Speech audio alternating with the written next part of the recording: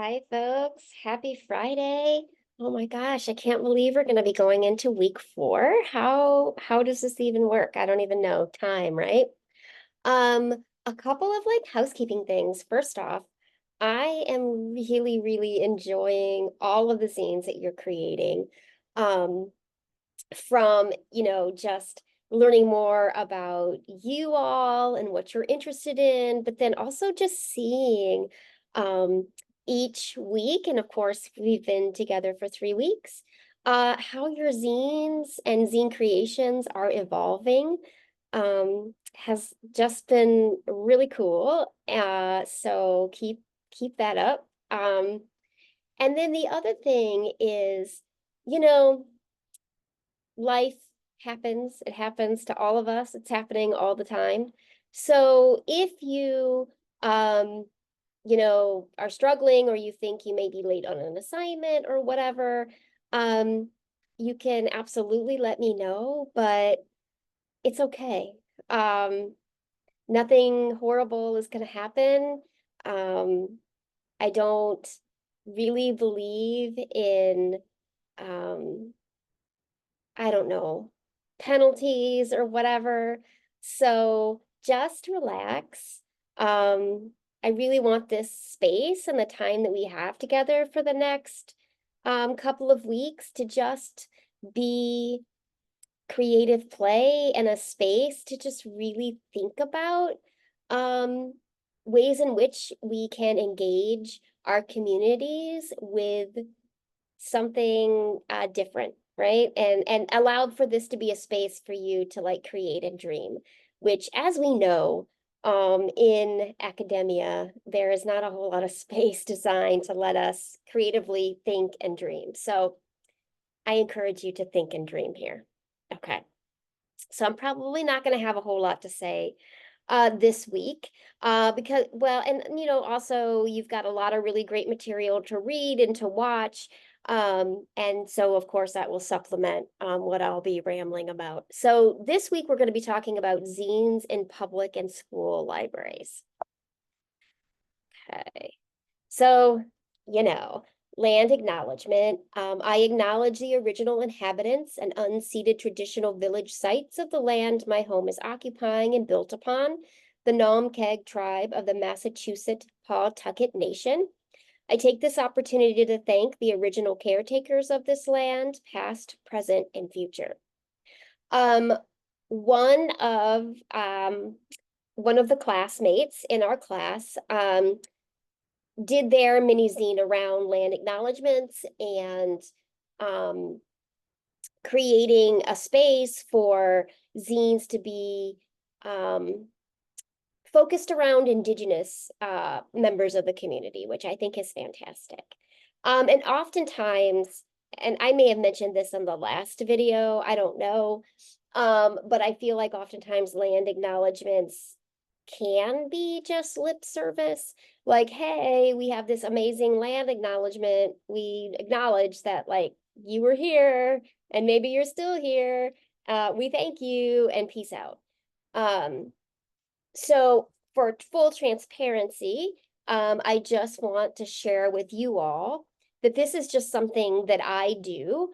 I have also talked to a couple of folks in the library at Salem State where I work, and particularly my dean, um, because I do think that when we are given presentations or workshops or whatever, when payment is being exchanged, that some sort of tithing should go towards, in my case, the Massachusetts Pawtucket Nation, right? They're out there. They're doing, whatever their advocacy and their work around just sustaining their lands and educating folks around who they are and helping, right? Helping institutions like Salem State draft land acknowledgements. So we can do a land acknowledgement, which I think is great, but you can't pay a bill with a land acknowledgement. Just as like you can't pay your electric bill with a poem, although I wish you could, because I could write some really great ones. So my commitment is that anytime that I do a presentation or a workshop and money is being exchanged, and these are one-offs, right? So I make a tithe uh, anyway, yearly, which helps with, me doing class sessions and stuff at Salem State. But when I'm doing one-offs and things like that, I make a commitment to make a donation to the Massachusetts Pawtucket Nation, um, after my presentations are done.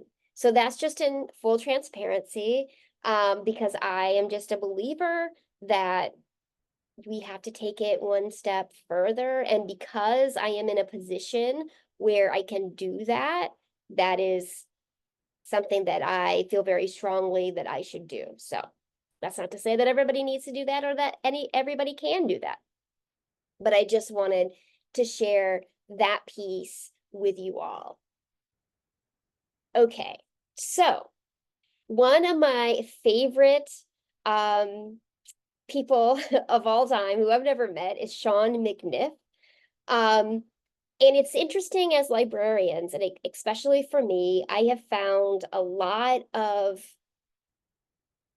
ways in which I teach and things that influence my teaching oftentimes has nothing to do with librarianship at all, and oftentimes has nothing to really do with education at all in terms of like classroom design and pedagogy and that kind of thing. So Sean McNiff he was an expressive arts therapist. In fact, he started the expressive arts therapy program, which was at Lesley University in Cambridge, Massachusetts. The program is still there. He has, of course, since retired, lives somewhere here, in Massachusetts. And what I love about Sean and how I have taken what he has taught others, around the art process, and around this idea that everyone, has the ability to express themselves, um, and that we need to be able to trust in the process of creation. And I think that there are similarities and synergies there between art as a process and research as a process, especially when I teach, students at Salem State. So his book, Trust the Process, I highly, highly recommend to anyone, because it's a fantastic read. And I can almost guarantee that if you are interested in doing more with zines, his book will hopefully kind of, open some doors for you in terms of how you are going to engage others with zines. So here is a quote from Sean's book. If authority is located exclusively outside of yourself, you will have little power and conviction in your expression. When we work from the basis of personal life experience, we tap a source from which creative expression emanates. Like, this could be like from whatever, because we talk about a lot in library science about, authority, who has, the authority to be experts, what kinds of narratives, get promoted. So when we're talking about zines, obviously we're talking about authority and this idea Sean has that if we are always searching for that author or, the authority outside of ourselves, if we're always looking for, that standard or that status quo, we are never giving any space for ourselves to see our own expressions and our own experiences as being worthy of expression. So this is just something to think about and things that I think about often, not only in just like information literacy, but in terms of going into classrooms and talking to folks about zines, that we don't have to go outside of ourselves to validate that inherent creativity that we all have, right? We're not going to find that in some textbook. We're going to find it here. So it's just like a gentle reminder, which again, Sean McNiff is amazing. So last week, I gave you some questions to just think about, and I'm going to give you some more this week to think about, because while challenges certainly do happen in academic spaces, they happen less than in public and school libraries.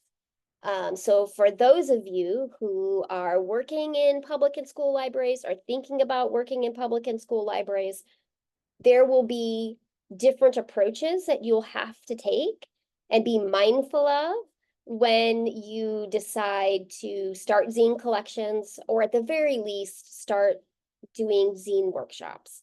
So what's the reason to collect zines? And a lot of you have been talking about this, especially in week two's mini zine that you made. And so many of you have found members of the community that I agree with you 100% need a way to get their voices heard and also work as some advocacy around their particular needs. So yeah, why do you want to collect zines? Why do you feel like they need to have space in the library? Especially when budgets are continuously cut, and we know that book challenges are on the rise. And again, we'll talk more at length in the week where we talk about ethics and challenges, but it's always good to just have this in the back of your mind, that anything that we put on a library shelf is subject to a challenge. That's life. What is the added value of zines to your community? So this is an important question to ask yourself, because if you want the community to be involved in your zine making event or have their zines be part of a library collection, then they have to know what is that added value that they receive from actually engaging with the zine collection. So thinking about that. So this is for folks, this is a very interesting question that came up when I did a presentation about zines with a bunch of different types of libraries. So like it was me representing an academic library, there was like two librarians representing a public library, and then there was another librarian representing a high school. So is a student who is younger than 18 years old capable of giving their consent for their zine to be added to their school's library zine collection? Just putting that out there, because that was a question that we were kind of, talking about amongst ourselves, because in my position, when I ask students if they want to give permission for me to make a photocopy of their zine to add to the physical collection, or whether or not they want them digitized, for the most part, there's only been one situation I know where a student was under the age of 18. Everybody is a legal adult, right? So that they can give their consent. So this is interesting. If you've got, if you need to have consent, so that's something to think about with your zine collection. Zine collections, as you're thinking about in public libraries and school libraries, is will you need folks to sign a consent form? And you need to think about, like, will you be digitizing anything? So just again, something to think about. Do zines need to be tied to an assignment in order to be added to the collection? So these are for folks that are thinking about school libraries. Would you consider zines being added to your collection if a student is just creating their own zine for their own enjoyment or political activism or whatever? Would you take that zine if it wasn't part of a class? So again, just a question to think about. What barriers are in place that will prevent students and patrons from freely accessing the zines? Is there a place for privacy? And I think about this a lot, and I'm sure that I've mentioned it in a previous video because I'm feeling like there's some deja vu happening. But where will your zine collection be located? Oftentimes, zines have very personal subject matter, and they also can be around topics that have something to do with social justice and activism. And maybe teens might not want to be sitting out front in beanbag chairs reading about, you know, I don't know, like white cops are bad. Like, I don't know. That maybe they want to read that zine somewhere that's quiet and isn't like in front of like a whole bunch of people walking back and forth. Um, Especially if your zine collection is going to be non-circulating, like in the way that Salem States is non-circulating. Of course, folks can take zines and read them anywhere in the library, and we do find zines sort of scattered across, the various 3 floors. So just thinking about, could a person grab a zine to read without having, a whole lobby full of people seeing them grab a zine and going and sitting down? When I was at Simmons, and this is also something to think about for folks that are in public libraries or you're wanting to focus on working in public libraries. So one of the things I did at Simmons was, after the election in 2016, there were a lot of scared, angry, and just defeated feelings around who was going to take office. So I made the decision that we needed to provide zines that would keep people safe if they chose to participate in protests or rallies, or I don't know, how to keep your identity safe, those kinds of things. By the very nature of these zines, they're not something that you're going to want to like advertise, perhaps, that you're interested in knowing more about. So I used one of those like unused magazine stands. And there are a ton of copyleft zines available on the internet. Literally, if you watch this video and then go Google anarchist zines, you will find a plethora of zines around all kinds of topics, like the prison industrial complex, how to stay safe at a protest, what are your rights at a protest? You don't have to, like, do you have to just like show your ID if a cop comes up to you and asks who you are? What do you do if you get sprayed in the face with mace? So all kinds of different zines available online. Crime Think, so that's crime, and then think is THINC, Crime Think, has a whole lot of awesome zines around social justice issues and activism, and so does Sprout Distro, so DISTRO, Sprout as in sprouting of a tree, Sprout Distro has a lot of free copyleft zines. So what I did is I went and I printed a bunch of stuff, like how to stay safe at a protest, how to know your rights, everybody calls themselves an ally until there's, stuff to do. And I made like 5 or 6 copies of all of these zines, and I just put them in the magazine rack, put a sign up that said Social Justice Collection, take one. And then I walked away. And so the idea of this is that folks could come, they could look at the zines, and if they saw something that they liked, they just took it. They weren't cataloged, they were copy left, so it wasn't even like we needed to know who was who and why, and please return it. They were free to take. They were different than the zine collection zines in that they weren't in comic book protection sleeves, right? And labeled, which is what our zine collection looked like. These were just photocopied zines. And then what I would do is periodically, a couple of times a week, just stroll past and see what zines needed to be replenished. And then I would do that. And that zine collection stayed, that little subset stayed for the duration that I was there at Simmons.